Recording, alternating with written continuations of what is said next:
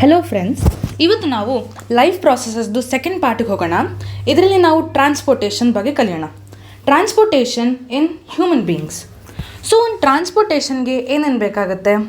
ಒಂದು ವೆಹಿಕಲ್ ಬೇಕಾಗುತ್ತೆ, ಮತ್ತೊಂದು ರೋಡ್ ಬೇಕಾಗುತ್ತೆ, ಮತ್ತು ಆ ವೆಹಿಕಲ್ ಓಡಿಸೋದಕ್ಕೆ ಒಂದು ಪಂಪ್ ಬೇಕಾಗುತ್ತೆ. ಸೊ ಈ ಪಾರ್ಟಲ್ಲಿ ಟ್ರಾನ್ಸ್ಪೋರ್ಟೇಷನ್ ಇನ್ ಹ್ಯೂಮನ್ ಬೀಯಿಂಗ್ಸಲ್ಲಿ ರೋಡ್ ಅಂದರೆ ಏನು? ರೋಡ್ ಅಂದರೆ it will be blood vessels ಅಂತ. ಓಕೆ, ಮತ್ತು ಅದರಲ್ಲಿ ಹೋಗೋ ವೆಹಿಕಲ್ ಯಾರು? ಆ ವೆಹಿಕಲ್ಲು ಬಂದುಬಿಟ್ಟು ಬ್ಲಡ್. ಈ ಬ್ಲಡ್ನ ಓಡ್ಸೋಕ್ಕೆ ಬೇಕಾಗುತ್ತೆ ಒಂದು ಪಂಪ್.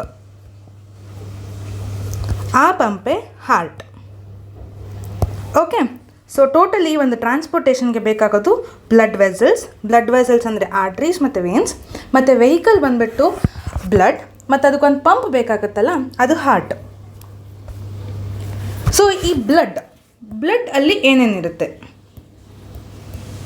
ಬ್ಲಡ್ಡಲ್ಲಿರುತ್ತೆ RBC, WBC, ಪ್ಲೇಟ್ಲೆಟ್ಸ್ ಮತ್ತು ಪ್ಲಾಸ್ಮಾ. ಇವಷ್ಟೂ ಒಂದು ಬ್ಲಡ್ ಅನ್ನೋ ಕಾಂಪೊನೆಂಟಲ್ಲಿರುತ್ತೆ. ಈ ಬ್ಲಡ್ನ ನಾವು ಒಂದು ಕನೆಕ್ಟಿವ್ ಟಿಶ್ಯೂ ಅಂತ ಕರಿತೀವಿ. ಅದಕ್ಕೆ ಫ್ಲೂಯಿಡ್ ಕನೆಕ್ಟಿವ್ ಟಿಶ್ಯೂ ಅಂತ ಕರಿತೀವಿ. ಬಾಡಿಯಲ್ಲಿ ತುಂಬ ಟೈಪ್ಸ್ ಆಫ್ ಕನೆಕ್ಟಿವ್ ಟಿಶ್ಯೂಸ್ ಇದೆ. ಅದನ್ನ ಮೇಯ್ನಾಗಿ ಫ್ಲೂಯಿಡ್ ಕನೆಕ್ಟಿವ್ ಟಿಶ್ಯೂ ಅಂತ ಬಂದರೆ ಅದಕ್ಕೆ ನಾವು ಬ್ಲಡ್ ಅಂತ ಕರಿತೀವಿ. ಸೊ ಈ ಬ್ಲಡ್ಡು ಒಂದು ಬ್ಲಡ್ ವೆಸಲ್ಸ್ದು ಮೂಲಕ ಡಿಫ್ರೆಂಟ್ ಟೈಪ್ಸ್ ಆಫ್ ಬಾಡಿ ಪಾರ್ಟ್ಸ್ಗೆ ಹೋಗುತ್ತೆ ಬರುತ್ತೆ. ಸೊ ಇದಕ್ಕೆಲ್ಲ ಬೇಕಾಗುತ್ತೆ ನಮ್ಮ ಹಾರ್ಟ್. ಅದು ಅದನ್ನೆಲ್ಲ ಪಂಪ್ ಮಾಡುತ್ತೆ.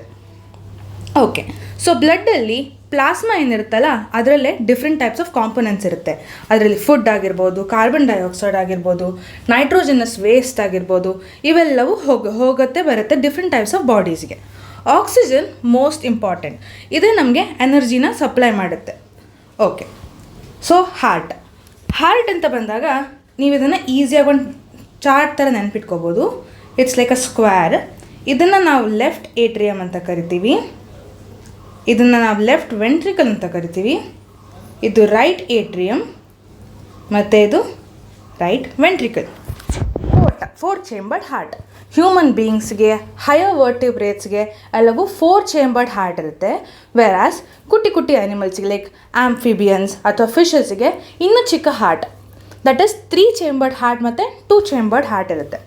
ಓಕೆ, ಈ ಲೆಫ್ಟ್ ಸೈಡೆಡ್ ಪಾರ್ಟ್ಸಿಗೆ ಡಿಫ್ರೆಂಟ್ ಬ್ಲಡ್ ವೆಸಲ್ ಸಪ್ಲೈ ಮಾಡುತ್ತೆ. ರೈಟ್ ಸೈಡ್ ಹಾರ್ಟ್ ಪಾರ್ಟಿಗೆ ಡಿಫ್ರೆಂಟ್ ಬ್ಲಡ್ ವೆಸಲ್ ಸಪ್ಲೈ ಮಾಡುತ್ತೆ. ನಮಗೆಲ್ಲ ಗೊತ್ತು, ಆಕ್ಸಿಜನ್ ಎಂಬುದು ಯಾವಾಗಲೂ ಆರ್ಟ್ರೀಸ್ ಮೂಲಕ ಹೋಗುತ್ತೆ, ಮತ್ತು ಕಾರ್ಬನ್ ಡೈಆಕ್ಸೈಡ್ ಅಥವಾ ನಾನ್ ಆಕ್ಸಿಜನೇಟೆಡ್ ಥಿಂಗ್ಸ್ ವೇನ್ಸಿಂದ ಹೋಗುತ್ತೆ. ಬಟ್ ಹಾರ್ಟಲ್ಲಿ ಇದು ಉಲ್ಟಾ. Arteries carries not oxygen, versus veins carry the oxygenated part of the blood. Okay, so ಇಲ್ಲಿ ನೋಡಿ, ಈ ಲೆಫ್ಟ್ ಏಟ್ರಿಯಮ್ಮಿಗೆ ಬರುತ್ತಲ್ಲ, ಲೆಫ್ಟ್ ಏಟ್ರಿಯಮ್ ಪಾರ್ಟಿಗೆ ಬರೋದು ಪಲ್ಮನರಿ ವೇನ್ಸ್. ಓಕೆ, ಮತ್ತು ಲೆಫ್ಟ್ ವೆಂಟ್ರಿಕಲಿಂದ ಆಚೆ ಹೋಗೋದು ಅಯೋಟಾ. ಓಕೆ, ಮತ್ತು ರೈಟ್ ಏಟ್ರಿಯಮ್ಮಿಗೆ ಬರೋದು ಸುಪೀರಿಯರ್ ವೀನಾ ಕೇವಾ ಮತ್ತು ಇನ್ಫೀರಿಯರ್ ವೀನಾ ಕೇವಾ. ಆಚೆ ಹೋಗೋದು ಪಲ್ಮನರಿ ಆರ್ಟ್ರೀಸಿಂದ. ನಾನು ಆಗಲೇ ಹೇಳಿದ್ನಲ್ಲ, ಈ ಹಾರ್ಟಲ್ಲಿ ಉಲ್ಟಾ ವೇನ್ಸ್ ಆಕ್ಸಿಜನ್ ಕ್ಯಾರಿ ಮಾಡುತ್ತೆ, ವೆರಸ್ ಆರ್ಟ್ರೀಸ್ ಆಕ್ಸಿಜನ್ ಕ್ಯಾರಿ ಮಾಡೋದಿಲ್ಲ. ಅದು undissolved. It is non oxygenated ಬ್ಲಡ್ನ ಕ್ಯಾರಿ ಮಾಡೋದು. ಸೊ ಇನ್ನೊಂದು ಸತಿ ರಿಪೀಟ್ ಮಾಡ್ತೀನಿ. ಪಲ್ಮನರಿ ವೇನ್ಸ್ ಟು ಲೆಫ್ಟ್ ಏಟ್ರಿಯಮ್ಮಿಗೆ ಹೋಗುತ್ತೆ, ಲೆಫ್ಟ್ ಏಟ್ರಿಯಮಿಂದ ಲೆಫ್ಟ್ ವೆಂಟ್ರಿಕಲಿಗೆ ಬರುತ್ತೆ, ಅಲ್ಲಿಂದ ಅಯೋಟಾಗೆ ಹೋಗುತ್ತೆ. Versus right side superior vena cava ಮತ್ತು ಇನ್ಫೀರಿಯರ್ ವೀನಾ ಕೇವಾ ಇಂದ ರೈಟ್ ಏಟ್ರಿಯಮ್ಮಿಗೆ ಬರುತ್ತೆ, ಆಮೇಲೆ ಅದು ರೈಟ್ ವೆಂಟ್ರಿಕಲಿಗೆ ಹೋಗುತ್ತೆ, ಅಲ್ಲಿಂದ ಅದು ಪಲ್ಮನರಿ ಆರ್ಟರೀಸ್ ಮೂಲಕ ಆಚೆ ಹೋಗುತ್ತೆ. ಸೊ ಇದಕ್ಕೆ ನಾವು ಹಾರ್ಟ್ ಡಯಾಗ್ರಾಮ್ ಅಂತ ಅಂತೀವಿ. Heart diagram is very important for board exams. ಎಲ್ಲರೂ ಈ ಹಾರ್ಟ್ ಡಯಾಗ್ರಾಮ್ನ ನೀಟಾಗಿ ಕಲ್ತ್ಕೋಬೇಕು. ಆಗಲೇ ಹೇಳಿದ್ನಲ್ಲ, ಸೊ ಲೆಫ್ಟ್ ಸೈಡಿಗೆ ಹೆಂಗೆ ಬರುತ್ತೆ ನೋಡಿ, ಪಲ್ಮನರಿ ವೇನ್ಸಿಂದ ಬಂತು, ಲೆಫ್ಟ್ ಏಟ್ರಿಯಮಿಗೆ ಹೋಯಿತು, ಲೆಫ್ಟ್ ವೆಂಟ್ರಿಕಲಿಂದ ಹೋಯಿತು, ಆಮೇಲೆ ಆಚೆ ರೆಡ್ ಸೈಡಿಂದನೇ ಹೋಗ್ತಾ ಇದೆ ನೋಡಿ, ಅಯೋಟಾಯಿಂದ ಆಚೆ ಹೋಯಿತು. ಕರೆಕ್ಟ್? ಓಕೆ, ಈಗ ರೈಟ್ ಸೈಡಿಗೆ ಹೋಗೋಣ. ವೀನಾ ಕೇವಾಯಿಂದ ಬಂತು, ರೈಟ್ ಏಟ್ರಿಯಮಿಗೆ ಬಂತು, ಆಮೇಲೆ ರೈಟ್ ವೆಂಟ್ರಿಕಲಿಗೆ ಬಂತು ನೋಡಿ, ಬ್ಲೂ ಸೈಡಿಂದ ಪಲ್ಮನರಿ ಆರ್ಟ್ರೀಸಿಂದ ಆಚೆ ಹೋಯಿತು. ಐ ಹೋಪ್ ಎಲ್ಲರಿಗೂ ಇದು ಅರ್ಥ ಆಗಿದೆ ಅಂತ. ಅಕಸ್ಮಾತ್ ಏನಾದರೂ ಕನ್ಫ್ಯೂಷನ್ ಆದರೆ ಸ್ವಲ್ಪ ಬ್ಯಾಕ್ ಹೋಗಿಬಿಟ್ಟು ಇನ್ನೊಂದು ಸತಿ ನೋಡ್ಕೊಳ್ಳಿ. ಸೊ ರೆಡ್ ಕಲರ್ ಯಾಕಿದೆ? ಅದರಲ್ಲಿ ಆಕ್ಸಿಜನೇಟೆಡ್ ಬ್ಲಡ್ ಅಂತ. ಬ್ಲೂ ಕಡೆ ಹಾಕಿದೆ ಅಂದರೆ ಇಟ್ ಇಸ್ ಡಿಆಕ್ಸಿಜನೇಟೆಡ್ ಬ್ಲಡ್ ಅಂತ. ಬಟ್ ಇದು ಆಚೆ ಹೋಗುತ್ತೆ ಒಳಗಡೆ ಬರುತ್ತೆ ಅಂತೆಲ್ಲ ಹೇಳಿದ್ವಿ. ಯಾವ ಕಡೆ ಆಚೆ ಹೋಗುತ್ತೆ? ಅದೇ 2 ಪಾರ್ಟ್ಸಿಗೆ, ಒಂದು ಲಂಗ್ಗೆ ಹೋಗುತ್ತೆ, ಇಲ್ಲ ಬಾಡಿ ಆರ್ಗನ್ಸ್ ಅಥವಾ ಟಿಶ್ಯೂಸಿಗೆ ಹೋಗುತ್ತೆ. ಸೊ ಬಾಡಿ ಆರ್ಗನ್ಸ್ ಮತ್ತು ಟಿಶ್ಯೂಸಿಗೆ ಯಾವ ಬ್ಲಡ್ ಹೋಗುತ್ತೆ? Body tissues and organs need good oxygen supply. So oxygenated stuff ಎಲ್ಲ ಟು ದ ಬಾಡಿಗೆ ಹೋಗುತ್ತೆ. ವೆರಾಸ್ ಏನೇನು ಡಿಆಕ್ಸಿಜನೇಟೆಡ್ ಆಗಿದೆ ಅವೆಲ್ಲ from the body it goes to the lungs. So that ಅಲ್ಲಿ ಲಂಗ್ಸ್ ಏನು ಮಾಡುತ್ತೆ? ಡಿಆಕ್ಸಿಜನೇಟೆಡ್ ಬ್ಲಡ್ನ ಆಕ್ಸಿಜನೇಟೆಡ್ ಬ್ಲಡ್ ಆಗಿ ಟ್ರಾನ್ಸ್ಫರ್ ಮಾಡುತ್ತೆ. ಇಲ್ಲಿ ಮತ್ತೊಂದು ಸತಿ ರಿವೈಸ್ ಮಾಡೋಣ. Okay, so left side of the heart ಆಗಲೇ ಹೇಳಿದಾಗೆ ಇಲ್ಲಿ ಆಕ್ಸಿಜನೇಟೆಡ್ ಬ್ಲಡ್ ಇದೆ. ಆಕ್ಸಿಜನೇಟೆಡ್ ಬ್ಲಡ್ ಅಯೋಟಾ ಮೂಲಕ ಆಚೆ ಹೋಗಿ it goes to the body tissues. Body tissues require what? It requires oxygenated blood. From there it goes to the arteries. ಈ ಆರ್ಟ್ರೀಸಲ್ಲಿ ಇಲ್ಲಿ ಚಿಕ್ಕದಾಗಿದೆಯಲ್ಲ, ಅದಕ್ಕೆ ನಾವು ಕ್ಯಾಪಿಲರೀಸ್ ಅಂತ ಅಂತೀವಿ. ಸೊ ಇಲ್ಲಿ ದೊಡ್ಡ ಆರ್ಟ್ರಿ ಇರುತ್ತೆ, ಅದು ಚಿಕ್ಕದಾಗಿ ಕ್ಯಾಪಿಲರಿ ಆಗುತ್ತೆ. ಕ್ಯಾಪಿಲರಿಯಿಂದ ಮತ್ತೆ ಅದು ಚಿಕ್ಕದಿರುತ್ತೆ, ದೊಡ್ಡ ವೇನ್ಸ್ ಆಗಿ ಹೋಗುತ್ತೆ. ಇದೇ ಒಂದು ಫುಲ್ ಸರ್ಕ್ಯುಲೇಟರಿ ಸಿಸ್ಟಮ್ದು ಮೇನ್ ಯೂನಿಟ್. ಇಲ್ಲಿಂದ ಡಿಆಕ್ಸಿಜನೇಟೆಡ್ ಬ್ಲಡ್ ಏನಿದೆ, ಇಲ್ಲಿ ಅಯೋಟಾ ಮೂಲಕ ಆಕ್ಸಿಜನೇಟೆಡ್ ಬ್ಲಡ್ ಏನೋ ಟು ದ ಬಾಡಿಗೆ ಹೋಯಿತು. ಅಲ್ಲಿಂದ ಆರ್ಟ್ರೀಸು ಕೆಟ್ಟ ಬ್ಲಡ್ನ ತಗೊಂಡು ಬಂದು ವೇನ್ಸಿಗೆ ಬಿಟ್ಟು, ವೇನ್ಸಿಂದ ಬಾಡಿ ಪಾರ್ಟ್ಸಿಂದೆಲ್ಲ ಕಲೆಕ್ಟ್ ಮಾಡಿ ಇಲ್ಲಿಂದ ಡಿಆಕ್ಸಿಜನೇಟೆಡ್ ಬ್ಲಡ್ ಹಾರ್ಟಿಗೆ ಹೋಗುತ್ತೆ. ಅಲ್ಲಿಂದ ಡಿಆಕ್ಸಿಜನೇಟೆಡ್ ಲಂಗ್ಸಿಗೆ ಹೋಗಿ ಅಲ್ಲಿ ಆಕ್ಸಿಜನೇಟೆಡ್ ಆಗಿ ಮತ್ತೆ ಲೆಫ್ಟ್ ಹಾರ್ಟ್ ಪಾರ್ಟ್ಸಿಗೆ ಬರುತ್ತೆ. Got it? ಇನ್ನೊಂದು ಸತಿ ರಿವೈಸ್ ಮಾಡೋಣ ಮತ್ತೊಂದು ಸತಿ. Okay, first point, left side of the heart oxygenated ಬ್ಲಡ್ನ ಇಟ್ಕೊಂಡಿರುತ್ತೆ. ಅಲ್ಲಿಂದ ಅಯೋಟಾ ಮೂಲಕ್ಕೆ ಹೋಗಿ ಟು ದ ಬಾಡೀಸ್ ಗುಡ್ ಆಕ್ಸಿಜನ್ನ ಸಪ್ಲೈ ಮಾಡುತ್ತೆ. ಅಲ್ಲಿಂದ ಏನೇನು ಬೇಡ ಅನ್ಡಿಸಾಲ್ವ್ಡ್ ಪಾರ್ಟ್ಸ್, ಆಕ್ಸಿಜನ್ ಇಲ್ಲದೇ ಇರೋ ಬ್ಲಡ್ನ ಇದನ್ನ ಕ್ಯಾರಿ ಮಾಡ್ಕೊಂಡು ಬಂದು ವೀನಾ ಕೇವಾ ಮೂಲಕ ರೈಟ್ ಸೈಡ್ ಆಫ್ ದ ಹಾರ್ಟ್ಗೆ ಹೋಗಿ ಅಲ್ಲಿಂದ ಹಾರ್ಟ್ ಲಂಗ್ಸ್ಗೆ ಪಂಪ್ ಮಾಡುತ್ತೆ. ಅಲ್ಲಿ ಅದು ಆಕ್ಸಿಜನೇಟೆಡ್ ಆಗುತ್ತೆ. ಆಕ್ಸಿಜನೇಟೆಡ್ ಮತ್ತು ಲೆಫ್ಟ್ ಪಾರ್ಟಿಗೆ ಬರುತ್ತೆ. ಸೊ ಇದನ್ನ ನಾವು 2 ಟೈಮ್ಸ್ ಹಾರ್ಟಿಗೆ ಬರೋದ್ರಿಂದ ಇದಕ್ಕೆ ನಾವು ಏನಂತ ಕರಿತೀವಿ? ಡಬಲ್ ಸರ್ಕ್ಯುಲೇಷನ್ ಅಂತ ಕರಿತೀವಿ. Got it? ಈ ಪೇಜಲ್ಲಿ ನಾನು ಏನೇನು ಇಷ್ಟು ತನಕ ಹೇಳಿದೆ ಅದೇ ರಿಪೀಟೆಡಾಗಿ ಕೊಟ್ಟಿದ್ದಾರೆ. Once will see that heart is a muscular organ which is as big as our fist. So ನಮ್ಮ ಹಾರ್ಟು ಒಂದು ಮುಷ್ಟಿಯಷ್ಟು ದೊಡ್ಡದಿರೋ ಸೈಜ್ ಆಗಿರುತ್ತೆ. This is completely made up of muscles. ಈ ಮಸಲ್ಸ್ಗೆ ನಾವು ಇನ್ವಾಲೆಂಟ್ರಿ ಸ್ಟ್ರೈಯೇಟೆಡ್ ಮಸಲ್ಸ್ ಅಥವಾ ಕಾರ್ಡಿಯಾಕ್ ಮಸಲ್ಸ್ ಅಂತಲೂ ಕರಿತೀವಿ. ಯಾಕೆ ಇನ್ವಾಲೆಂಟ್ರಿ? ಬಿಕಾಸ್ ಹಾರ್ಟ್ನ ನಾವೇನು ರೆಗ್ಯುಲೇಟ್ ಮಾಡೋಕ್ಕಾಗಲ್ಲ, ಅದು ತನಗೆ ತಾನೇ ಅದೇ ಆರಾಮಾಗಿ ಪಂಪ್ ಮಾಡ್ಕೊಂಡಿರುತ್ತೆ ಜೀವನ ಪರ್ಯಂತ. ಸೊ ಅದಕ್ಕೆ ನಾವು ಇನ್ವಾಲೆಂಟ್ರಿ ಮಸಲ್ಸ್ ಅಂತ ಕರಿತೀವಿ. Okay, it has different chambers to prevent the oxygen rich blood from mixing. So ಇದನ್ನ ಈ ಹಾರ್ಟ್ನ ಇಲ್ಲಿ ಡಿವೈಡ್ ಮಾಡಿದೆಯಲ್ಲ ಟೂ ಪಾರ್ಟ್ಸಿಗೆ, that is called the septum. ಈ ಸೆಪ್ಟಮ್ ಹಾರ್ಟ್ನ 2 ಪಾರ್ಟ್ಸಿಗೆ ಡಿವೈಡ್ ಮಾಡುತ್ತೆ. ಸೊ ದ್ಯಾಟ್ ಆಕ್ಸಿಜನೇಟೆಡ್ ಬ್ಲಡ್ ಮತ್ತು ಡಿಆಕ್ಸಿಜನೇಟೆಡ್ ಬ್ಲಡ್ ಎರಡು ಮಿಕ್ಸ್ ಆಗಬಾರ್ದು ಅಂತ. Okay, got it? Next, the carbon dioxide rich blood has to reach the lungs. ಆಗಲೇ ಹೇಳಿದ್ನಲ್ಲ, ಡಿಆಕ್ಸಿಜನೇಟೆಡ್ ಬ್ಲಡ್ ಏನಿದೆ ಅವೆಲ್ಲ ಲಂಗ್ಸಿಗೆ ಹೋಗುತ್ತೆ. So the carbon dioxide rich blood has to reach the lungs for the carbon dioxide to be removed and the oxygenated blood from the lungs has to be brought back to the heart. So clear?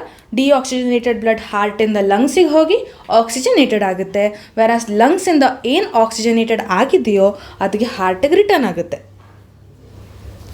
So ಈಗ ನೀವೇ ಹೇಳಬೇಕು, ಇಲ್ಲಿ ನಮಗೆ different arteries ಇದೆಯಲ್ಲ. So heart left ಏಟ್ರಿಯಮಿಂದ left ವೆಂಟ್ರಿಕಲ್ಗೆ ಬರೋಕ್ಕೆ ಇಲ್ಲೊಂದು door type of thing ಇದೆ. ಆ ಡೋರ್ ಟೈಪ್ ಆಫ್ ಥಿಂಗ್ ಏನಿದೆಲ್ಲ ಅದಕ್ಕೆ ನಾವು ವ್ಯಾಲ್ವ್ಸ್ ಅಂತ ಕರಿತೀವಿ. ಯಾಕೆ ಈ ಡೋರ್ ಇರುತ್ತೆ? ಆಚೆ ಹೋಗಿರೋ ಥಿಂಗ್ಸ್ ಮತ್ತೆ ಒಳಗಡೆ ಬರಬಾರ್ದು ಅಂತ. ಸೊ ಮೇಲಿಂದ ಕೆಳಗೆ ಹೋದ್ಮೇಲೆ ಈ ಬ್ಲಡ್ ಮತ್ತೆ ವಾಪಸ್ ಮೇಲೆ ಹೋಗಬಾರ್ದು ಅಂತ ಇಲ್ಲಿ ವಾಲ್ವ್ ಲೈಕ್ ಥಿಂಗ್ಸ್ನ ದೇವರು ಸೃಷ್ಟಿ ಮಾಡಿದ್ದಾನೆ. ಓಕೆ, ಸೊ ಹೇಗೆ ಹೋಗುತ್ತೆ? ಇಲ್ಲಿ ಮೇಲೆಗಡೆ ಥಿಂಗ್ ಇದೆಯಲ್ಲ, ಇದು ಕಾಂಟ್ರಾಕ್ಟ್ ಮಾಡುತ್ತೆ. ಕಾಂಟ್ರಾಕ್ಟ್ ಆದ ತಕ್ಷಣ ಅಲ್ಲಿ ಸ್ಪೇಸ್ ಕಮ್ಮಿ ಆಗುತ್ತೆ ಅಲ್ಲ. ಸೊ ಅಲ್ಲಿರೋ ಬ್ಲಡ್ಡು ಕೆಳಗಡೆ ಇರೋ ಪಾರ್ಟ್ ಆಗಿರೋ ಲೆಫ್ಟ್ ವೆಂಟ್ರಿಕಲಿಗೆ ಪುಷ್ ಆಗುತ್ತೆ. ಅಷ್ಟು ಆದ ತಕ್ಷಣ ಈ ವ್ಯಾಲ್ವ್ಸ್ ಕ್ಲೋಸ್ ಆಗುತ್ತೆ. ಓಕೆ, ಅದಕ್ಕೆ ನಾವು ಕ್ಲೋಷರ್ ಆಗೋದಕ್ಕೆ ಸಿಸ್ಟೋಲ್ ಅಂತ ಕರಿತೀವಿ. Got it? ಆಮೇಲೆ ಇಲ್ಲಿ ಅದೇ ಥರ ಈ ವೆಂಟ್ರಿಕಲ್ ಇದನ್ನ ತಗೊಳ್ಳೋವಾಗ ರಿಲ್ಯಾಕ್ಸ್ ಆಗಿರುತ್ತೆ. ಆ ರಿಲ್ಯಾಕ್ಸ್ ಆಗಿದ್ದಕ್ಕೆ ಕಾಂಟ್ರಾಕ್ಟ್ ಮೇಲೆ ಆಗಿರುತ್ತಲ್ಲ ಅದು ಆರಾಮಾಗಿ ಕೆಳಗಡೆ ತುಂಬಿಕೊಳ್ಳುತ್ತೆ. ಸೊ ರಿಲ್ಯಾಕ್ಸೇಷನ್ ಮೋಡ್ಗೆ ನಾವು ಡಯಸ್ಟೋಲ್ ಅಂತ ಕರಿತೀವಿ. Contraction is systole, relaxation is diastole. Okay, ಈ ಪಾರ್ಟ್ ಕ್ಲಿಯರ್ ಆದಮೇಲೆ ಈಗ ಲೆಫ್ಟ್ ವೆಂಟ್ರಿಕಲಲ್ಲಿ ಏನು ರಕ್ತ ತುಂಬಿಕೊಂಡಿರುತ್ತೋ ಅದು ಮತ್ತೆ ಅಯೋಟಾಗಿ ಹೋಗಬೇಕಲ್ಲ. ನೋಡಿ, ಈಗ ರೆಡ್ ಕಲರ್ ಪಾರ್ಟ್ ಇದೆಲ್ಲ ಇದು ಅಯೋಟ. ಲೆಫ್ಟ್ ಏಟ್ರಿಯಮಿಂದ ಬಂತು, ಲೆಫ್ಟ್ ವೆಂಟ್ರಿಕಲಿಗೆ ಹೋಯಿತು, ಲೆಫ್ಟ್ ವೆಂಟ್ರಿಕಲಿಂದ ಮತ್ತೆ ಅಯೋಟಾಗಿ ಹೋಗಬೇಕು. ಆವಾಗ ಮತ್ತೆ ಸೇಮ್ ಲೆಫ್ಟ್ ವೆಂಟ್ರಿಕಲ್ ಕೂಡ ಕಾಂಟ್ರಾಕ್ಟ್ ಆಗುತ್ತೆ. ಕಾಂಟ್ರಾಕ್ಟ್ ಆಗಿಬಿಟ್ಟು ಅದು ಅಯೋಟಾಗಿ ಹೋಗುತ್ತೆ. ಸೊ ಈಗ ನೀವು ಹೇಳಬೇಕು, ಥಿಂಕ್ ಮಾಡಿ, ಲೆಫ್ಟ್ ವೆಂಟ್ರಿಕಲ್ ಮತ್ತು ರೈಟ್ ವೆಂಟ್ರಿಕಲ್ ಎರಡೂ ಕಾಂಟ್ರಾಕ್ಟ್ ಆಗುತ್ತೆ. ಬಟ್ ಲೆಫ್ಟ್ ವೆಂಟ್ರಿಕಲಿಂದ ಆಕ್ಸಿಜನೇಟೆಡ್ ಬ್ಲಡ್ ಹೋಗುತ್ತೆ, ರೈಟ್ ವೆಂಟ್ರಿಕಲಿಂದ ಡಿಆಕ್ಸಿಜನೇಟೆಡ್ ಬ್ಲಡ್ ಹೋಗುತ್ತೆ. ಸೊ ಅಯೋಟ ಥಿಕ್ಕಿರುತ್ತಾ ಅಥವಾ ಪಲ್ಮನರಿ ಆರ್ಟರೀಸ್ ಥಿಕ್ಕಿರುತ್ತಾ? ಕರೆಕ್ಟ್. ಯಾವುದು ವೆಸಲ್ಸಲ್ಲಿ ಜಾಸ್ತಿ ಆಕ್ಸಿಜನೇಟೆಡ್ ಬ್ಲಡ್ ಇರುತ್ತೋ ಆ ವೆಸಲ್ಸ್ ಜಾಸ್ತಿ ಥಿಕ್ಕಿರುತ್ತೆ, ಸೊ ದಟ್ ಅದು ರಪ್ಚರ್ ಆಗಬಾರ್ದು ಅಂತ. So aorta will be more thicker. Okay, because aorta carries higher oxygenated blood. ಅದನ್ನೇ ಇಲ್ಲಿ ಬರೆದಿದ್ದಾರೆ ನೋಡಿ.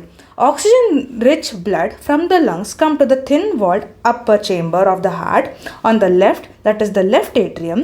The left atrium relaxes when it is collecting this blood. It then contracts while the next chamber, the left ventricle, relaxes so that the blood is transferred to it. When the muscular left ventricle contracts in turn, the blood is pumped out of the body. ಈ ಅಯೋಟಾ ಮೂಲಕನೇ ಆಚೆ ಹೋಗ್ತಾ ಇರುತ್ತೆ blood. ಎಲ್ಲಿಗೆ? That is the body, the tissues and the organs. Deoxygenated blood comes from the body to the upper chamber on the right, that is the right atrium, as it relaxes. As the right atrium then contracts to the corresponding lower chamber, that is the right ventricle. This dilates. This transfers the blood to the right ventricle, which in turn pumps to the lung for the oxygenation. Clear? Right ventricle ಇಂದ ಎಲ್ಲಿಗೆ ಹೋಗುತ್ತೆ? lungs. Left ventricle ಇಂದ ಎಲ್ಲಿಗೆ ಹೋಗುತ್ತೆ? body organs and the tissues. Valves ಬಗ್ಗೆ ಹೇಳಿದ್ದಾರೆ ನೋಡಿ. Valves ensure what? ಕೆಳಗಡೆ ಹೋಗಿರೋ ಥಿಂಗ್ಸ್ ಮತ್ತೆ ಮೇಲೆ ರಿಗರ್ಜಿಟೇಟ್ ಆಗಬಾರ್ದು ಅಂತ. ರಿಗರ್ಜಿಟೇಟ್ ಅಂದರೆ ಏನು? ಉಲ್ಟಾ ಬರಬಾರ್ದು ಅಂತ. ಓಕೆ, ಸೊ ವ್ಯಾಲ್ವ್ಸು ನಮಗೆ ಡೋರ್ ಥರ ವರ್ಕ್ ಮಾಡ್ತಾ ಇರುತ್ತೆ. ಇನ್ನೊಂದ್ಸತಿ ಇಲ್ಲಿ ನೋಡಿ, ನಾನು ಆಗಲೇ ಹೇಳಿದೆ 2 ವೇ ಸಿಸ್ಟಮ್ ಇದೆ. ಒಂದು ಸತಿ ಡಿಆಕ್ಸಿಜನೇಟೆಡು ಬರ್ತಾ ಇರುತ್ತೆ, ಒಂದು ಕಡೆಯಿಂದ ಆಕ್ಸಿಜನೇಟೆಡ್ ಬ್ಲಡ್ಡು ನಮ್ಮ ಹಾರ್ಟಿಗೆ ಬರ್ತಾ ಇರುತ್ತೆ. ಅದಕ್ಕೆ ನಾವೇನಂತ ಕರೆದ್ವಿ? Double circulation. ನಿಮಗೆ ಎಕ್ಸಾಮ್ಸ್ನಲ್ಲಿ ಕೇಳ್ತಾರೆ ಡಿಸ್ಕ್ರೈಬ್ ಡಬಲ್ ಸರ್ಕ್ಯುಲೇಷನ್ ಅಂತ. ಆವಾಗ ನೀವು ಇದನ್ನು ಫುಲ್ ಬರೀಬೇಕು. ಹಾರ್ಟ್ ಅಂದ್ರೇನು, ಹಾರ್ಟಿಂದ ಹೇಗೆ ರಕ್ತ ಹಿಂದೆ ಹೋಗುತ್ತೆ ಮುಂದೆ ಬರುತ್ತೆ, ಎಲ್ಲಿಗೆ ಹೋಗುತ್ತೆ, ಲಂಗ್ಸಿಗೆ ಹೋಗುತ್ತಾ ಅಥವಾ ಬ್ಲಡ್ ಆರ್ಗನ್ಸಿಗೆ ಹೋಗುತ್ತಾ, ಎಲ್ಲ ಬರೆದ್ಮೇಲೆ ಸ್ಮಾಲ್ ಪ್ಯಾರಾಗ್ರಾಫಲ್ಲಿ ಆಂಫಿಬಿಯನ್ಸ್ಗೆ ಏನಾಗುತ್ತೆ ಮತ್ತು ಫಿಶಸ್ಗೆ ಏನಾಗುತ್ತೆ ಅಂತಲೂ ಬರೀಬೇಕು. ನೋಡೋಣ ಇಲ್ಲಿ ಯಾಕೆ ಡಬಲ್ ಸರ್ಕ್ಯುಲೇಷನ್ ಆಗುತ್ತೆ?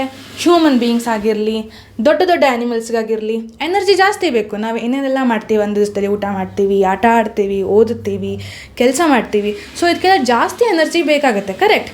ಸೊ ಅದಕ್ಕೆ ನಮಗೆ ಈ ಎನರ್ಜಿ ಕೊಡೋದಕ್ಕೆ ಡಬಲ್ ಸರ್ಕ್ಯುಲೇಷನ್ ಮಾಡಿದ್ದಾನೆ ದೇವರು, ಸೊ ದಟ್ ಈ ಆಕ್ಸಿಜನೇಟೆಡ್ ಬ್ಲಡ್ ಮತ್ತು ಡಿಆಕ್ಸಿಜನೇಟೆಡ್ ಬ್ಲಡ್ ಎರಡು ಮಿಕ್ಸಪ್ ಆಗಬಾರ್ದು ಅಂತ. ಬಟ್ ಫಿಶಸ್ ಅವೇನು ಮಾಡ್ತೇವೆ? ಬರೀ ನೀರಲ್ಲಿದ್ಬಿಟ್ಟು ಸ್ವಲ್ಪ ಸ್ವಲ್ಪ ಕೆಲಸ ಮಾಡ್ತೇವೆ, ಅದಕ್ಕೆ ಅಷ್ಟೊಂದು ಎನರ್ಜಿ ಬೇಕಾಗಲ್ಲ. ಸೊ ಅವುಗಳಿಗೆ ದೇವರು ಬರೀ 2 ಚೇಂಬರ್ಡ್ ಹಾರ್ಟ್ನ ಕ್ರಿಯೇಟ್ ಮಾಡಿದ್ದಾನೆ. ಮತ್ತು ಆಂಫಿಬಿಯನ್ಸ್ ಅಥವಾ ರೆಪ್ಟೈಲ್ಸ್ ಅದಕ್ಕೆ 3 ಚೇಂಬರ್ಡ್ ಹಾರ್ಟ್ನ ಕ್ರಿಯೇಟ್ ಮಾಡಿದ್ದಾನೆ. ಈ ಪ್ಯಾರಾದಲ್ಲಿ ಬರೆದಿದ್ದಾರೆ ಅದನ್ನು ನೋಡಿ. In animals that does not use energy for this purpose, the body temperature depends on the temperature in the environment. Such animals like amphibians or many reptiles have 3 chambered heart and tolerate some mixing of the oxygenated and the deoxygenated blood. ಈಗ ನೀವು revise ಮಾಡ್ಕೊಳ್ಳಿ, oxygenated ಮತ್ತು deoxygenated ಬ್ಲಡ್ನ division ಮಾಡೋಕ್ಕೆ ಹಾರ್ಟಲ್ಲಿ ಏನಿದೆ? Correct, that is the septum. It is called the dividing wall. But amphibians, reptiles ಅಥವಾ ಫಿಶಸ್ಗೆ ಈ septum ಇರೋದಿಲ್ಲ. So they will have 3 chambered heart. ನಮ್ಗೆ ಚೇಂಬರ್ಸ್ ಅಂದರೆ ಏನು? ಅದೇ right ಏಟ್ರಿಯಮ್, left ಏಟ್ರಿಯಮ್, right ventricle, left ventricle. ಇಷ್ಟು 4 ಚೇಂಬರ್ಸ್ ಕೆಳಗಡೆ ಇರುವ ಆ್ಯನಿಮಲ್ಸ್ ಲೈಕ್ ರೆಪ್ಟೈಲ್ಸ್, ಆಂಫಿಬಿಯನ್ಸ್, ಫಿಶಸ್ಗೆ ಇರೋದಿಲ್ಲ ಅಂತ ಹೇಳ್ತಾ ಇದ್ದಾರೆ. ಯಾಕಂತನೂ ನಿಮ್ಗೆ ಅರ್ಥ ಆಯಿತು. So fishes on the other hand have only 2 chambers to their heart and the blood is pumped to the gills. Gills ಅಂದ್ರೇನು? ಒಂದು ಫ್ಲ್ಯಾಪ್ ಥರ ಇರುತ್ತೆ ನೋಡಿ, ಅದ್ರ ಮುಖದ ಹತ್ರ, ಫಿಶ್ದು ಮುಖದ ಹತ್ರ, ಅದಕ್ಕೆ ನಾವು ಗಿಲ್ಸ್ ಅಂತೀವಿ. ಅಲ್ಲಿಗೆ ಹೋಗಿಬಿಟ್ಟು ಅಲ್ಲಿ ಆಕ್ಸಿಜನೇಷನ್ ಆಗುತ್ತೆ ಯಾವುದ್ರದ್ದು? ಬ್ಲಡ್ದು. ಅದೇ ಹ್ಯೂಮನ್ಸಲ್ಲಿ ಎಲ್ಲಿ ಆಕ್ಸಿಜನೇಟೆಡ್ ಆಗುತ್ತೆ? ಲಂಗ್ಸಲ್ಲಿ. ಕರೆಕ್ಟ್. ಎಲ್ಲರಿಗೂ ರಿವೈಸ್ ಆಗ್ತದಲ್ಲ? Okay. Thus blood goes only once through the heart in the fishes during one cycle of passage through the body. On the other hand, it goes through the heart twice during which each cycle in other vertebrates. It goes to the heart twice during each cycle in other vertebrates. Other vertebrates ಅಂದರೆ ಯಾರು? Human beings ಮತ್ತು ದೊಡ್ಡ animals. Okay fine. ಇಷ್ಟು clear ಆದಮೇಲೆ ಈಗ ನಾನು ಹೇಳಿದೆ ಕೆಲವೊಂದು ಆರ್ಟ್ರೀಸಿಗೆ ದಪ್ಪ ಇರುತ್ತೆ, ಕೆಲವೊಂದು ಆರ್ಟ್ರೀಸ್ ಥಿನ್ನಾಗಿರುತ್ತೆ ಅಂತ. ಅದನ್ನು ನಾವು ಮೆಷರ್ ಮಾಡ್ತೀವಿ. ಈಗ ಒಂದು ಪೇಷಂಟು ಬರ್ತಾನೆ, ನನಗೆ ತುಂಬ ಇದೆ, ನೋವಾಗ್ತಾ ಇದೆ, ಜಾಸ್ತಿ ಬಡ್ಕೊಳ್ತಾ ಇದೆ ಹಾರ್ಟ್ ಅಂತ ಹೇಳುವಾಗ ನಾವು ಅದನ್ನು ಚೆಕ್ ಮಾಡ್ತೀವಿ, ಅವ್ರಿಗೆ ಎಷ್ಟು ಪ್ರೆಷರ್ ಇದೆ ಬಾಡಿಯಲ್ಲಿ ಅಂತ. ಈ ಪ್ರೆಷರ್ ಹಾರ್ಟಿಗಿರೋದಲ್ಲ. ವೆರಾಸ್ ಒಂದು ಬ್ಲಡ್ಡು ಒಂದು ಆರ್ಟ್ರಿ ಅಥವಾ ವೇನಲ್ಲಿ ಹೋಗುವಾಗ ಬ್ಲಡ್ ವೆಸಲ್ಸು ಒಂದು ಟ್ಯೂಬ್ ಥರ ಇರುತ್ತೆ ಅಲ್ವಾ, ಬ್ಲಡ್ಡು ಆ ಟ್ಯೂಬ್ ಮೂಲಕ ಹೋಗ್ತಾ ಇರುತ್ತೆ. ಆವಾಗ ಅದು ಪ್ರೆಷರ್ ಕೊಡುತ್ತೆ ಅದರದ್ದು ವಾಲ್ಸಿಗೆ. ಸೊ ಆ ಪ್ರೆಷರ್ನ ನಾವು ಏನು ಮೆಷರ್ ಮಾಡ್ತೀವಿ, ಅದೇ blood pressure. The force that blood exerts against the wall of the vessel is called the blood pressure. This pressure is much greater in the arteries than in the veins. Correct? Okay, ಈಗ ನಾನು ಹೇಳಿದೆ systolic pressure ಅಂದರೆ ಏನು, ಡಯಸ್ಟೋಲಿಕ್ pressure ಅಂದರೆ ಏನು. Systole ಅಂದ್ರೇನು? Contraction. ಡಯಸ್ಟೋಲ್ ಅಂದ್ರೇನು? Relaxation. ಯಾವಾಗ ಹಾರ್ಟ್ ಸಿಸ್ಟೋಲ್ ಮತ್ತು ಡಯಸ್ಟೋಲ್ ಮಾಡ್ತಾ ಇರುತ್ತೋ ಅದೇ ಟೈಮಿಗೆ ಬ್ಲಡ್ ವೆಸಲ್ಸಲ್ಲಿ ಏನು ಪ್ರೆಷರ್ ಹಾಕ್ತಾ ಇರುತ್ತೋ ನಮ್ಮ ಬ್ಲಡ್, ಅದನ್ನು ನಾವು ಮೆಷರ್ ಮಾಡ್ತೀವಿ, ಅದೇ ಬ್ಲಡ್ ಪ್ರೆಷರ್. ಈ ಬ್ಲಡ್ ಪ್ರೆಷರ್ನ ನಾವು ಮೆಷರ್ ಮಾಡೋಕ್ಕೆ ಒಂದು ಮಷಿನ್ ಯೂಸ್ ಮಾಡ್ತೀವಿ, ಅದಕ್ಕೆಲ್ಲ ನಾವು ಕರಿತೀವಲ್ಲ BP ಮಷಿನ್ ಅಂತ. ಕರೆಕ್ಟ್? ಅದೇ BP ಮಷಿನಿಗೆ ಸ್ಟ್ಯಾಂಡರ್ಡಾಗಿ ಒಂದು ಹೆಸರಿದೆ, ಅದಕ್ಕೆ ನಾವು ಸ್ಫಿಗ್ಮೋಮ್ಯಾನೋಮೀಟರ್ ಅಂತ ಕರಿತೀವಿ. Okay, this helps in measuring the blood pressure. ಈ ಪ್ರೆಷರ್ ಯೂಶಲಿ ಸಿಸ್ಟೋಲಿಗೆ 120 mmHg ಇರುತ್ತೆ ಆ್ಯಂಡ್ ಡಯಸ್ಟೋಲಿಕ್ ಪ್ರೆಷರ್ ಅದು 80 mmHg ಇರುತ್ತೆ. ಇಲ್ಲಿ HG ಅಂದ್ರೇನು? ಮರ್ಕ್ಯೂರಿ ಅಂತ. ಓಕೆ, ಯಾಕೆ ಮರ್ಕ್ಯೂರಿ ಬಂತು? ಯಾಕಂದರೆ ಇಲ್ಲಿ ಗ್ರೇಡ್ಸ್ ಮಾಡ್ತಾರಲ್ಲ, ಇಲ್ಲಿ ವ್ಯಾಲ್ಯೂ ಅಲ್ಲಿ ಮರ್ಕ್ಯೂರಿನೇ ಮೇಲೆ ಹೋಗೋದು ಕೆಳಗಡೆ ಹೋಗೋದು ಆಗ್ತಾ ಇರುತ್ತೆ, ಅದಕ್ಕೆ ನಾವು ಅದನ್ನ HG ಅಂತ ಕರಿತೀವಿ. 120 to 80 mmHg ಅದನ್ನು ನಾವು ಹೇಗೆ ಕರಿತೀವಿ? 120-80 mmHg ಅಂತಲೂ ಕರಿಬೋದು. ಓಕೆ, ಇದಕ್ಕಿಂತ ಜಾಸ್ತಿ ಇದ್ದರೆ 120ಗಿಂತ ಜಾಸ್ತಿ ಅಥವಾ 80ಗಿಂತ ಜಾಸ್ತಿ ಇದ್ದರೆ ಅದಕ್ಕೆ ನಾವು ಹೈಪರ್ ಟೆನ್ಷನ್ ಅಂತ ಕರಿತೀವಿ. ಇದು ತುಂಬ ಡೇಂಜರಸ್. ಹೈಪರ್ ಟೆನ್ಷನ್ ಜಾಸ್ತಿ ವರ್ಷದ ತನಕ ಇದ್ದರೆ ಆ ಬ್ಲಡ್ ವೆಸಲ್ಸ್ ಒಂದಿನ ಮುರಿಬೋದು, ಅದಕ್ಕೆ ನಾವು ರಪ್ಚರ್ ಆಗ್ಬೋದು ಅಂತಲೂ ಹೇಳ್ಬೋದು. ಸೊ ನಾವು ಯಾವಾಗಲೂ ನಮ್ಮ BP ಸರಿಯಾಗಿ ಇಟ್ಕೋಬೇಕು, ಇದಕ್ಕೆ ನಾವು ಪ್ರಾಪರ್ ಎಕ್ಸಸೈಸ್ ಮಾಡಬೇಕು, ಸ್ಮೋಕಿಂಗ್ ಮಾಡಬಾರ್ದು ಅನ್ನೋದೆಲ್ಲ ತಿಳ್ಕೊಂಡಿರ್ಬೇಕು. ಓಕೆ, ಸೊ ಈ ಕ್ವಶನು ಬರೋ ಚಾನ್ಸಸ್ ಇರುತ್ತೆ ಅನ್ಸುತ್ತೆ 3 ಮಾರ್ಕ್ಗೆ. ಇದಕ್ಕೆ ಯಾವ ಮಷಿನ್ ಯೂಸ್ ಮಾಡ್ತೀವಿ, ಸಿಸ್ಟೋಲಿಕ್ ಪ್ರೆಷರ್ ಅಂದ್ರೇನು, ಡಯಸ್ಟೋಲಿಕ್ ಪ್ರೆಷರ್ ಅಂದ್ರೇನು, ಬ್ಲಡ್ ಪ್ರೆಷರ್ ಅಂದ್ರೇನು, ಅದು ಹಾರ್ಟಿಗೆ ಸಂಬಂಧಿಸಿದಲ್ಲ, ಅದು ಬ್ಲಡ್ ವೆಸಲ್ಸ್. ಬ್ಲಡ್ ವೆಸಲ್ಸ್ಗೆ ಪ್ರೆಷರ್ ಕೊಡುತ್ತೋ ಅದಕ್ಕೆ ನಾವು ಬ್ಲಡ್ ಪ್ರೆಷರ್ ಅಂತ ಕರಿತೀವಿ, ಅದನ್ನು ನೀಟಾಗಿ ನೆನ್ಪಿಟ್ಕೋಬೇಕು. Okay fine. ಇಷ್ಟೊತ್ತೆಲ್ಲ ನಾವು ಮಾತಾಡಿದ್ವಿ, ಹಾರ್ಟ್ ಪಂಪ್ ಮಾಡುತ್ತೆ, ವೆಹಿಕಲ್ ಏನು, ಬ್ಲಡ್ಡು, ಅದ್ರ ರೋಡ್ ಏನದು, ರೋಡ್ ಅಂದ್ರೇ ಟ್ಯೂಬ್ಸೇ ತಾನೇ ಕರ್ಕೊಂಡು ಹೋಗೋದು ವೆಹಿಕಲ್ನ. ಓಕೆ ಫೈನ್, ಅದ್ರ ಬಗ್ಗೆ ನೀಟಾಗಿ ಸ್ವಲ್ಪ ನೋಡ್ಕೊಳ್ಳೋಣ. There are 2 types of vessels. ಒಂದು ಆರ್ಟ್ರಿ ಆಗಿರ್ಬೋದು ಅಥವಾ ವೇನ್ಸ್ ಆಗಿರ್ಬೋದು. Arteries are those vessels which carry blood away from the heart. Correct ಅಲ್ವಾ? ಪಲ್ಮನರಿ ಆರ್ಟ್ರಿ ಏನು ಮಾಡ್ತು, ಅಯೋಟಾ ಏನು ಮಾಡ್ತು, ಅವೆರಡು ಆರ್ಟ್ರೀಸ್ ನಮ್ಮ ಬಾಡಿಲಿ ಅವೇ ಫ್ರಮ್ ದ ಹಾರ್ಟ್ ಕರ್ಕೊಂಡು ಹೋಯಿತು. ವೆರಾಸ್ ವೇನ್ಸ್ ಯಾವುದು, superior vena cava, inferior vena cava, the pulmonary veins, ಇವೆಲ್ಲ ವೇನ್ಸ್. ಇವೆಲ್ಲನೂ ಬ್ಲಡ್ನ ಟುವರ್ಡ್ಸ್ ದ ಹಾರ್ಟ್ ತಗೊಬಾರ್ದು. Okay, the arteries have thick elastic valve. ಯಾಕೆ? ಬಿಕಾಸ್ ಆಕ್ಸಿಜನೇಟೆಡ್ ಬ್ಲಡ್ ಹಾರ್ಟಿಂದ ಆಚೆ ಬರ್ತಾ ಇರುತ್ತೆ, ಸೊ ಅದಕ್ಕೆ ಜಾಸ್ತಿ ಪ್ರೆಷರ್ ಬೀಳುತ್ತೆ, so they'll be thick. Versus veins ಅಷ್ಟೊಂದು ಥಿಕ್ ಇರೋದಿಲ್ಲ. They do not need thick vessels because the blood is no longer under pressure. Instead they have valves. Arteries thick ಇರುತ್ತೆ, ಬಟ್ ವೇನ್ಸ್ಗೆ ವ್ಯಾಲ್ವ್ಸ್ ಇರುತ್ತೆ. Valves ಏನು ಮಾಡುತ್ತೆ? They are door like structures. ಹೋಗಿರೋ ಥಿಂಗ್ಸ್ನ ಮತ್ತೆ return ಬರೋಕ್ಕೆ ಬಿಡೋದಿಲ್ಲ, so that blood moves in a single direction. Okay, on reaching an organ or a tissue, the artery divides. See, ಈಗ ಒಂದು ಸಿಂಪಲ್ ಡಯಾಗ್ರಾಮ್ ಹಾಕ್ತೀನಿ, ಇದಕ್ಕೆ ನಾವು ಆರ್ಟ್ರೀಸ್ ಅಂತ ಅಂತೀವಿ. ಓಕೆ, ಇದು ಚಿಕ್ಕದಾಗುತ್ತೆ ಚಿಕ್ಕದಾಗಿ ಇಲ್ಲಿ ಕ್ಯಾಪಿಲರೀಸ್ ಆಗುತ್ತೆ. ಓಕೆ, ಈ ಕ್ಯಾಪಿಲರೀಸ್ ಚಿಕ್ಕದಾಗಿ ಇರುತ್ತೆ, ಅದು ಮತ್ತೆ ದೊಡ್ಡದಾಗಿ ಹೋಗುತ್ತೆ, ಅಲ್ಲಿ ಮತ್ತೆ ವೇನ್ಸ್ ಆಗುತ್ತೆ. ಸೊ ಈ ಆರ್ಟ್ರಿ ಮತ್ತು ವೇನ್ಸಿಗೆ ಲಿಂಕ್ ಏನಿದೆ ಅದಕ್ಕೆ ನಾವು ಕ್ಯಾಪಿಲರೀಸ್ ಅಂತ ಕರಿತೀವಿ. ಚಿಕ್ಕ ಕ್ಯಾಪಿಲರೀಸ್ ಮತ್ತೆ ರೀಜಾಯ್ನ್ ಆಗ್ತಾ ಇರುತ್ತೆ. ಓಕೆ, ನೋಡೋಣ ಈಗ. On reaching an organ or a tissue, the artery divides into smaller and smaller vessels to bring the blood in contact with all the individual cells. The smallest vessels which have walls which are 1 cell thick. ಈ smallest capillaries ಏನಿದೆ ಅದು ಎಷ್ಟು ಚಿಕ್ಕದಿರುತ್ತೆ ಅಂದರೆ ಈ ವಾಲ್ಸಲ್ಲಿ ಅದಕ್ಕೆ ಬರೀ 1 single layer cells ಇರುತ್ತೆ. Okay, the capillaries then join together to form veins that convey the blood away from the organ or the tissues. Okay ಅಲ್ಲ, ಅರ್ಥ ಆಯಿತು. ಸೊ ಇನ್ ಕೇಸ್ ಈಗ ಒಂದು ಕ್ವಶನ್ ಎಲ್ಲರೂ ಥಿಂಕ್ ಮಾಡಬೇಕು. ಈ ಟ್ಯೂಬ್ಸಲ್ಲಿ ಏನೋ ಒಂದು ತೂತಾಯಿತು ಅಥವಾ ರಪ್ಚರ್ ಆಯಿತು, ಆವಾಗ ಏನಾಗುತ್ತೆ, ಅಲ್ಲಿರೋ ಬ್ಲಡ್ ಎಲ್ಲ ಬೇರೆ ಸೆಲ್ ಆರ್ಗನ್ಸ್ಗೆ ಲೀಕಿಂಗ್ ಆಗುತ್ತೆ. ಲೀಕಿಂಗ್ ಆಗಬಾರ್ದು ಅಂದರೆ ಏನಿರಬೇಕು ಬ್ಲಡ್ಡಲ್ಲಿ? ಥಿಂಕ್ ಮಾಡಿ, ಏನೋ ಒಂದು ಕ್ಲಾಟ್ ಆಗೋದು ಹಿಂಗಿರಬೇಕು. ಕ್ಲಾಟ್ ಯಾವ್ದು ಮಾಡುತ್ತೆ? ಪ್ಲೇಟ್ಲೆಟ್ಸ್. ಕರೆಕ್ಟ್. ಈ platelets are helpful to prevent the leak in the blood vessels.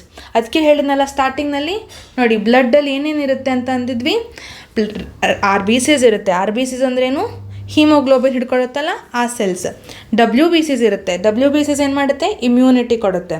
Platelets ಇರುತ್ತೆ. ಪ್ಲೇಟ್ಲೆಟ್ಸ್ ಏನು ಮಾಡುತ್ತೆ? ಕ್ಲಾಟಿಗೆ ಹೆಲ್ಪ್ ಮಾಡುತ್ತೆ. ಪ್ಲಾಸ್ಮಾ ಅಂದರೆ ಅದೇ ಟ್ರಾನ್ಸ್ಪೋರ್ಟೇಷನ್ಗೆ ಹೆಲ್ಪ್ ಮಾಡುತ್ತಲ್ಲ, ಮೇಜರ್ ಕಂಟೆಂಟ್ ಅದೇ ಪ್ಲಾಸ್ಮಾ. ಓಕೆ, ಇದಿಷ್ಟು ಕ್ಲಿಯರ್ ಆಯಿತು. Next, the blood has platelet cells which circulate around the body and plug these leaks by helping to clot the blood at these points of injury. ಅರ್ಥ ಆಯ್ತಲ್ಲ? Okay, next ಬರೋದು lymph. ಈ topic ತುಂಬ ಜನ ಮಕ್ಕಳಿಗೆ ಸ್ವಲ್ಪ confuse ಆಗುತ್ತೆ. Text ಬುಕ್ನಲ್ಲಿರೋ definition important ಮತ್ತು 3 ಮಾರ್ಕ್ಸಿಗೆ ಬರೋದು ತುಂಬ ಗ್ಯಾರಂಟಿ. ಇವೊಂದು ಇದು ಸ್ವಲ್ಪ ಕಷ್ಟ, ಆದರೆ ಎಲ್ಲರೂ ಅದನ್ನ ಸ್ವಲ್ಪ ಹ್ಯಾಟ್ ಮಾಡಬೇಕಾಗತ್ತೆ. ನಾನು ಸ್ವಲ್ಪ ಈಸಿಯಾಗಿ ಅದನ್ನ ಅರ್ಥ ಮಾಡಿಸ್ತೀನಿ, ಎಲ್ಲರೂ ನೀಟಾಗಿ ಕೇಳ್ಕೊಳ್ಳಿ. ಆಗಲೇ ಹೇಳಿದ್ನಲ್ಲ, ಇಲ್ಲಿ ಒಂದು ಆರ್ಟ್ರಿ ಇದೆ, ಇಲ್ಲಿ ಕ್ಯಾಪಿಲರಿ ಇದೆ, ಇಲ್ಲಿ ವೇನ್ಸ್ ಇದೆ. ಇಲ್ಲಿ ಆರ್ಟ್ರಿ ದೊಡ್ಡದಾಡಲ್ಲ, ಚಿಕ್ಕ ಚಿಕ್ಕ ಚಿಕ್ಕ ಚಿಕ್ಕ ಆರ್ಟ್ರಿ ಇರುತ್ತಲ್ಲ ಅದು. ಓಕೆ, ಈಗ ಹಾರ್ಟಿಂದ ಬಂತು, ಎಲ್ಲ ಆಯಿತು. ಇಲ್ಲಿ ಟಿಶ್ಯೂ ಸೆಲ್ಸ್ ಇರುತ್ತೆ, ನಮ್ಮ ಡಿಫ್ರೆಂಟ್ ಬಾಡಿ ಇದೆಲ್ಲ ಆ ಟಿಶ್ಯೂಸ್. ಓಕೆ, ಈಗ ಬ್ಲಡ್ ಏನಿದೆ ಈ ಆರ್ಟ್ರೀಸ್ ಮೂಲಕ ಹೋಗ್ತಾ ಇರುತ್ತೆ. ಹಾಗೆ ಹೋಗ್ತಾ ಇರೋವಾಗ ತುಂಬ ಥಿಂಗ್ಸ್, ಆಕ್ಸಿಜನ್ ಆಗಿರ್ಬೋದು, ಕಾರ್ಬನ್ ಡೈಆಕ್ಸೈಡ್ ಆಗಿರ್ಬೋದು, ಅವೆಲ್ಲವೂ ಈ ಟಿಶ್ಯೂ ಲೇಯರಿಗೆ ರೀಚ್ ಆಗಬೇಕು. ಸುಮಾರು ಒಂದು 20 ಲೀಟರ್ಸ್ ಆಫ್ ಬ್ಲಡ್ ಇದರಲ್ಲಿ ಹೋಗ್ತಾ ಇರುತ್ತಲ್ಲ ಟ್ಯೂಬ್ಸ್ ಒಳಗಡೆ, ಅದಷ್ಟು ಬ್ಲಡ್ಡು ಈ ಟಿಶ್ಯೂಸ್ಗೆ ರೀಚ್ ಆಗುತ್ತೆ. ಈ ರೀಚ್ ಆದಮೇಲೆ ಅಲ್ಲಿ ಅದರದ್ದೆಲ್ಲ ಯೂಟಿಲೈಸೇಷನ್ ಎಲ್ಲ ಮಾಡ್ಕೊಂಡು ಟಿಶ್ಯೂಸಲ್ಲಿ ಏನೇನು ಬೇಕು ಅದೆಲ್ಲ ಯೂಸ್ ಆಗಿ ಬೇಡದೇ ಇರೋ ಥಿಂಗ್ಸ್ ಮತ್ತೆ ಇದರಿಂದ ಉಲ್ಟಾ ಇದಕ್ಕೆ ಬರುತ್ತೆ. Got it? ಇಲ್ಲಿಂದ ಏನೇನು ಬೇಕು ಥಿಂಗ್ಸ್ ಎಲ್ಲ ಹೋಗಿ ಟ್ಯೂಬ್ಸಿಂದ ನೆಕ್ಸ್ಟು ಅವೆಲ್ಲ ಡಿಫ್ಯೂಸ್ ಆಗುತ್ತೆ ಟಿಶ್ಯೂಸ್ಗೆ. ಟಿಶ್ಯೂಸ್ ಅದನ್ನೆಲ್ಲ ಯೂಟಿಲೈಸ್ ಮಾಡಿಕೊಂಡು ಅದರಲ್ಲಿರೋ ಕೆಟ್ಟ ಕಾಂಪೌಂಡ್ಸ್ನೆಲ್ಲ ವಾಪಸ್ ಬ್ಲಡ್ಗೆ ಕಳಿಸ್ತಾ ಇರುತ್ತೆ. ಇದು ಸುಮಾರು 20 ಲೀಟರ್ಸ್ ಟಿಶ್ಯೂಸಿಗೆ ಹೋಗಿ ಆಲ್ಮೋಸ್ಟ್ 17 ಲೀಟರ್ಸ್ ಅಷ್ಟು ವಾಪಸ್ ಬರುತ್ತೆ. ಸೊ ಇಲ್ಲೊಂದು 3 ಲೀಟರ್ಸ್ ಕಮ್ಮಿ ಆಯಿತಾ? ಕರೆಕ್ಟ್. ಆ 3 ಲೀಟರ್ಸ್ನ ಕಾಂಪನ್ಸೇಟ್ ಮಾಡೋಕ್ಕೆ ಇಲ್ಲೊಂದು ಫ್ಲೂಯಿಡ್ ಇರುತ್ತೆ, ಅದಕ್ಕೆ ನಾವು ಟಿಶ್ಯೂ ಫ್ಲೂಯಿಡ್ ಅಂತ ಕರಿತೀವಿ. Got it? ಆ ಟಿಶ್ಯೂ ಫ್ಲೂಯಿಡ್ಗೆ ನಾವು ಏನಂತ ಹೆಸರಿರ್ತೀವಿ? Lymph.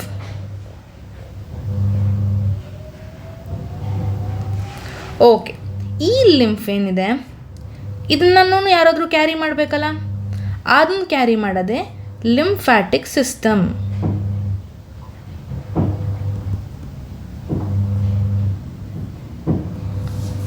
Okay, so arteries, capillaries, veins ಇರುತ್ತೆ, ಅದರಲ್ಲಿ ಬ್ಲಡ್ ಫ್ಲೋ ಆಗ್ತಾ ಇರುತ್ತೆ. ಆರ್ ಬಿ ಸಿಸ್ ಇರ್ಬೋದು, ಅದರಲ್ಲಿ ಪ್ರೋಟೀನ್ಸ್ ಇರುತ್ತೆ, ಸಮ್ ನ್ಯೂಟ್ರಿಯನ್ಸ್ ಇರುತ್ತೆ, ಅಮೈನೋ ಆ್ಯಸಿಡ್ಸ್ ಇರುತ್ತೆ, ಅವೆಲ್ಲವೂ ಆರಾಮಾಗಿ ಫ್ಲೋ ಆಗ್ತಾ ಇರುತ್ತೆ. ಒನ್ಸ್ ದಿಸ್ ಬ್ಲಡ್ ಟಿಶ್ಯೂಸ್ ಹತ್ರ ಹೋಗುತ್ತೋ ಅಲ್ಲಿ ಇವೆಲ್ಲವೂ ಡಿಫ್ಯೂಷನ್ ಆಗಿ ಟಿಶ್ಯೂಸ್ ಹತ್ರ ಹೋಗಿ ಮುಟ್ಟುತ್ತೆ.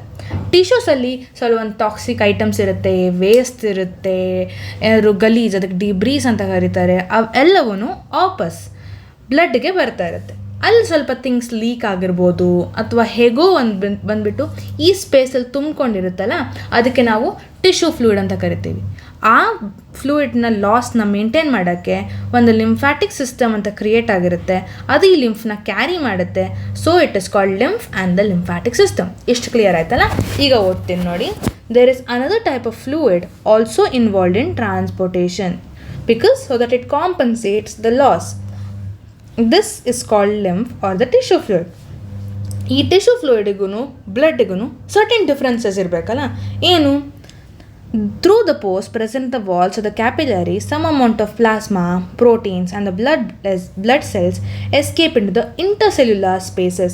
ಈ ಸ್ಪೇಸ್ ಏನಿದೆಯಲ್ಲ ಅದಕ್ಕೆ ನಾವು ಇಂಟರ್ಸೆಲ್ಯುಲರ್ ಸ್ಪೇಸಸ್ ಅಂತಲೂ ಕರಿಬೋದು. Okay, and this forms the tissue fluid or the lymph.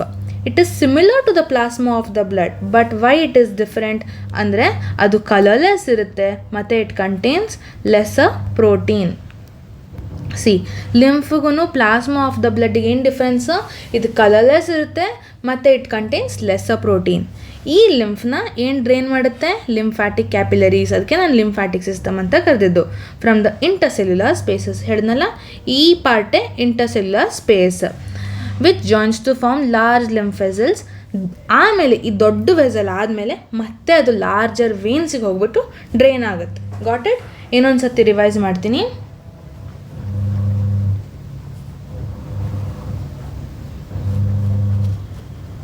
Okay, ಇಲ್ಲಿ ಆರ್ಟ್ರಿ ಇತ್ತು, ಕ್ಯಾಪಿಲರಿ ಇತ್ತು, ವೇನ್ಸ್ ಇತ್ತು, ಆಮೇಲೆ ಇಲ್ಲಿ ಸೆಲ್ಸ್ ಬಂತು, ಇಲ್ಲೆಲ್ಲ ಕಂಟೆಂಟ್ಸ್ ಹೋಗುತ್ತಾ ಇತ್ತು, ಲೈಕ್ ಆಕ್ಸಿಜನ್ ಆಗಿರಲಿ, ಪ್ರೋಟೀನ್ಸ್ ಆಗಿರಲಿ, ಇವೆಲ್ಲವನ್ನು ಟಿಶ್ಯೂಸಿಗೆ ಬೇಕಂತ ಟಿಶ್ಯೂಸ್ ಹತ್ರ ರೀಚ್ ಆಯಿತು.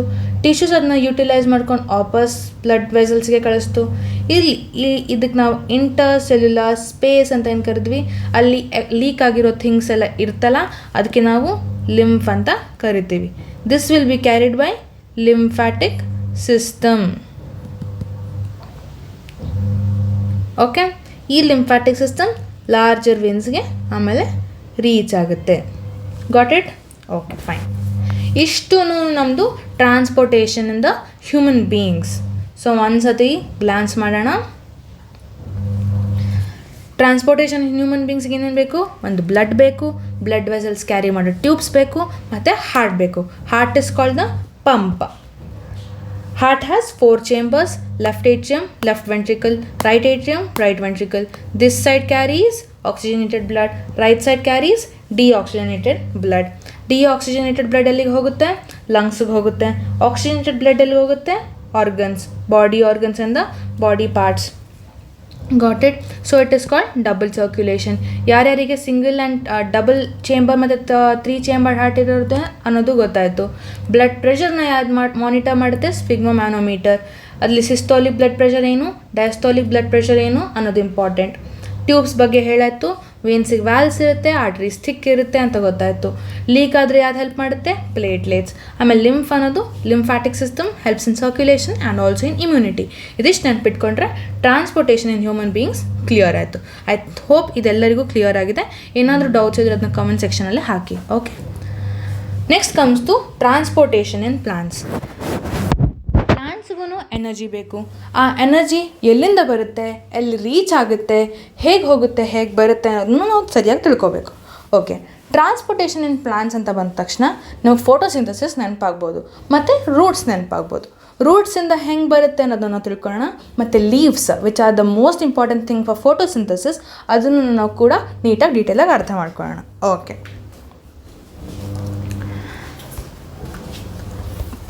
ಸೊ ರೂಟ್ಸ್ ಏನಕ್ಕೆ ಅಟ್ಯಾಚ್ ಆಗಿರುತ್ತೆ ಒಂದು ಪ್ಲ್ಯಾಂಟಲ್ಲಿ? Roots will be attach to the soil. So ಈ ಸಾಯಿಲ್ ಮೂಲಕ ನಮ್ಮ ಪ್ಲಾಂಟ್ಸು ಅಯಾನ್ಸ್ನ ಅಬ್ಸಾರ್ಬ್ ಮಾಡ್ಕೊಳ್ಳುತ್ತೆ.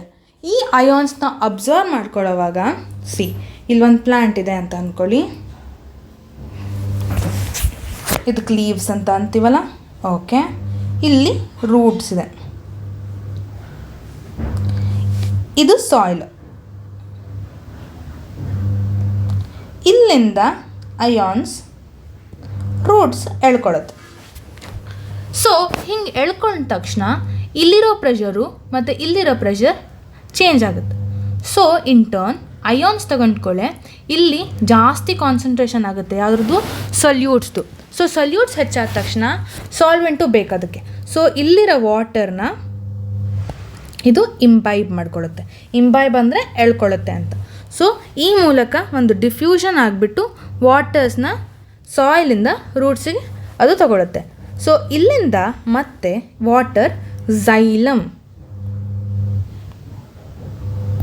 ಅನ್ನೋ ಪಾರ್ಟಿಂದ ಈ ವಾಟರ್ ಬೇರೆ ಬೇರೆ ಪಾರ್ಟ್ಸ್ ಆಫ್ ದ ಪ್ಲ್ಯಾಂಟ್ಸ್ಗೆ ಹೋಗಿ ರೀಚ್ ಆಗುತ್ತೆ. ಬಟ್ ಇಮ್ಯಾಜಿನ್ ಒಂದು ಪ್ಲ್ಯಾಂಟ್ ಅಥವಾ ಒಂದು ಟ್ರೀ ತುಂಬ ಉದ್ದ ಇದೆ ಅಂದ್ಕೊಳ್ಳಿ. ಜಸ್ಟ್ ಈ ions gradient that is root pressure ಅನ್ನೋ ಥಿಂಗಿಂದ ಇಡೀ ಪ್ಲ್ಯಾಂಟ್ಗೆ ವಾಟರ್ ಸಪ್ಲೈ ಆಗೋಕ್ಕಾಗುತ್ತಾ? ಇಲ್ಲ. ಸೊ ವೆರಿ ಟಾಲ್ ಪ್ಲಾಂಟ್ಸ್ಗೆ ಇನ್ನೊಂದು ಮೆಕ್ಯಾನಿಸಮ್ ಇದೆ, that is called transpiration and suction. Transpiration ಅಂದರೆ ಏನು? ಲೀವ್ಸ್ ಇರುತ್ತಲ್ಲ, ಆ ಲೀವ್ಸ್ದು ಅಂಡರ್ ಸರ್ಫೇಸಲ್ಲಿ ಸ್ವಲ್ಪ ಮಟ್ಟಿಗೆ ಅಪ್ಪರ್ ಸರ್ಫೇಸಲ್ಲೂ ಕೂಡ ಸ್ಟೊಮ್ಯಾಟ ಅನ್ನೋ ತೆಂಗಿರುತ್ತೆ. ಆ ಸ್ಟೊಮ್ಯಾಟ ಸನ್ಲೈಟಿಂದ ಎವಾಪರೇಷನ್ ಆಗುತ್ತೆ. So lot of water will be gone. ಅಲ್ಲಿ ಜಾಸ್ತಿ ವಾಟರ್ ಏನಿರುತ್ತಲ್ಲ ಅದು ಆ ಟ್ರಾನ್ಸ್ಪಿರೇಷನ್ ಮೂಲಕ ಆಚೆ ಹೋಗ್ತಾ ಇರುತ್ತೆ. ಇದನ್ನು ಕಾಂಪನ್ಸೇಟ್ ಮಾಡೋಕ್ಕೆ ಇನ್ನೊಂದು ಥಿಯರಿ ಇದೆ, ಅದಕ್ಕೆ ನಾವು ಸಕ್ಷನ್ ಅಂತ ಕರಿತೀವಿ. ಆ ಸಕ್ಷನ್ ಮೂಲಕ ರೂಟ್ಸ್ ವಾಟರ್ನ ಅಬ್ಸರ್ವ್ ಮಾಡಿಕೊಂಡು ಇಡೀ ಪ್ಲ್ಯಾಂಟ್ ಎಷ್ಟೇ ಟಾಲ್ ಇರಲಿ ಅದಕ್ಕೆ ನೀರನ್ನ ಸಪ್ಲೈ ಮಾಡ್ಬೋದು. ಇದು ಒಂದೇ ಡೈರೆಕ್ಷನ್ ಇರುತ್ತೆ, ಅಪ್ವರ್ಡ್ ಡೈರೆಕ್ಷನಿಂದ. ಸೊ ಝೈಲಮ್ ಅಂದರೆ ಏನು? Water transporter and mineral transporter. 2 ಮೆಕ್ಯಾನಿಸಮ್ಸಿಂದ ಆಗುತ್ತೆ, ರೂಟ್ ಪ್ರೆಷರಿಂದ ಮತ್ತು ಸಕ್ಷನಿಂದ. ಸಕ್ಷನಿಗೆ ಹೆಲ್ಪ್ ಮಾಡೋದೇನು? ಟ್ರಾನ್ಸ್ಪಿರೇಷನ್.